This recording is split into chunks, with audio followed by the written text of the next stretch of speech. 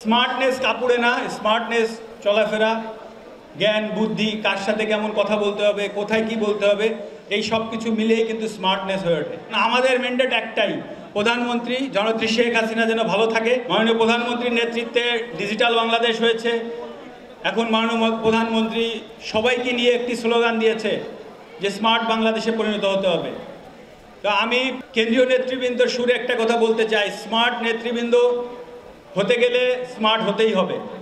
Smartness কাপড়ে না, smartness চলাফেরা, জ্ঞান বুদ্ধি, কার সাথে কেমন কথা বলতে হবে, কোথায় কি বলতে হবে, এই সব কিছু মিলেই কিন্তু স্মার্টনেস হয়ে ওঠে। তো সুতরাং আপনারা যারা হবেন তাদেরকে আমি বলবো যে যারা হয়নি তাদেরকে, যারা হবে না তাদেরকে নিয়ে সুন্দরভাবে পথ চালা। কারণ আমাদের ম্যান্ডেট একটাই, প্রধানমন্ত্রী জননেত্রী শেখ হাসিনা যেন ভালো থাকে। আমাদের একটাই চাওয়া, মাননীয় প্রধানমন্ত্রী জননেত্রী শেখ হাসিনা ক্ষমতায় থেকে এই বাংলাদেশকে স্মার্ট বাংলাদেশ হিসাবে গড়ে তুলবে। সেই স্মার্ট বাংলাদেশ গড়ার পেছনে যেন আমরা সবাই এক হয়ে কাজ করতে পারি। আওয়ামী লীগ একটি বিশাল দল, এটা তো সমুদ্রের মতো দল। এখানে পছন্দ অপছন্দ, কিছুটা ভালো লাগা খারাপ লাগা এগুলো থাকবেই, এর প্রার্থী ওর প্রার্থী থাকবেই, কিন্তু দিন শেষে আমাদের মোটিভ যেন একটাই থাকে যে আমরা মাননীয় প্রধানমন্ত্রী জননেত্রী শেখ হাসিনার মানুষ।